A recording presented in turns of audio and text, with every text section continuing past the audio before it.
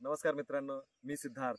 तर चला तर आजच्या दिवसातली दुसरी शेती दाखवतो मी अशी की एका शिक्षकाने जी घडवलेली शेती आहे. त्यांनी शिक्षक या क्षेत्रातून VRS घेतलेला आहे आणि पुढे स्वतःची स्वप्न जगण्यासाठी विविध प्रकारचे वृक्ष आणि चंदनाची लागवड केलेली आहे. तर चला तर त्यांना भेटू. रवींद्र सर, औरंगाबाद जिल्ह्यातून. नमस्कार, मी रवींद्र आत्माराम आळेकर, मुक्काम महालब्धा, जिल्हा छत्रपती संभाजीनगर. सर, माझा प्रश्न असा तुम्हाला की तुम्ही जितेंद्र सरांना कधी भेटलात किंवा कुठला असं क्षेत्र होतं त्यातनं तुम्हाला जितेंद्र सरांचा नंबर मिळाला? तर यूट्यूबला मी सरांचे बहुतांश सर्वात जास्तीत जास्त व्हिडिओ यूट्यूबला बघितले आणि यूट्यूबला बघूनच मार्गदर्शन कुणाचं तरी मिळावं या दृष्टिकोनातून त्यांच्याशी भेटलो आणि त्यांच्याकडनं झाडं घेतली आणि लावली. आज त्याला 2 वर्ष झालीत पूर्ण झाडांना. शिक्षण क्षेत्रात असताना ॲज अ शिक्षक म्हणून तुम्ही विद्यार्थ्यांना घडवलात. शेती घडवायचा विषय कधी तुमच्या मनात आला? मुळातच आमचा जन्म जो आहे तो शेतकऱ्याच्या, वडील शेतकरी आणि शेतकऱ्याच्याच पोटी जन्माला आलेलो आम्ही. त्या आणि बाहेरच्या क्षेत्रामध्ये व्यवसाय करायचा तर नफा तोटा सांगू शकत नाही, पण शेती असा एक आहे की हमखास उत्पन्न देणारा विषय आहे.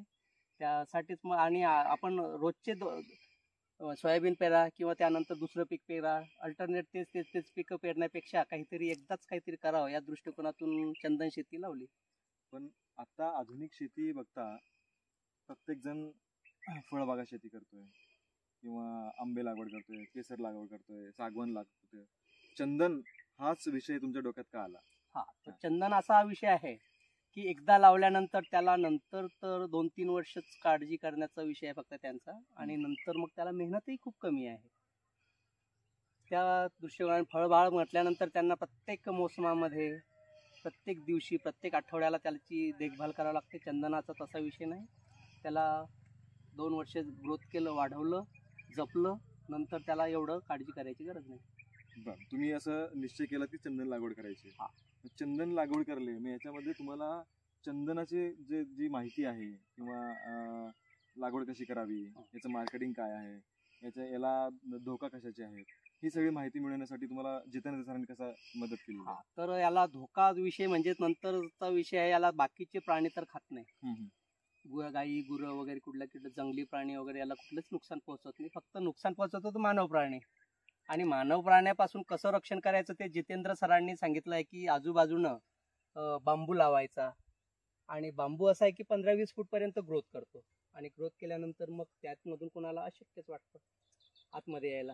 तर मित्रांनो, तुम्ही पाहताय हे जे चंदनाची लागवड केलेली आहे याला 2 वर्ष 1 महिना पूर्ण झालेला आहे आणि तुम्ही यांची ग्रोथ पाहू शकता. साधारणपणे याचा जो स्टंप आहे म्हणजे खोडवा जो म्हणतायत तो अतिशय चांगल्यारित्या सरांनी जितेंद्र सरांच्या मार्गदर्शनाखाली खूप चांगली काळजी घेतलेली आहे. त्याला पाण्याचं नियोजन म्हणा किंवा होस्ट प्लॅनचं नियोजन म्हणा चांगल्यारित्या केलेलं आहे.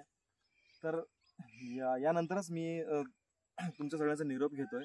आजच्या दिवशीचे मी 2-3 शेती अजून फिरणार होतो, पण ज्यारित्या एका शिक्षकांनी पुढाकार घेतलेला आहे आणि त्यांचा जो विश्वासार्थ विद्यार्थ्यांना घडवण्यामध्ये असतो तोच विश्वासार्थ मी पाहतोय की या शेतीमध्ये घडवण्यात गेलेला आहे त्यांचा.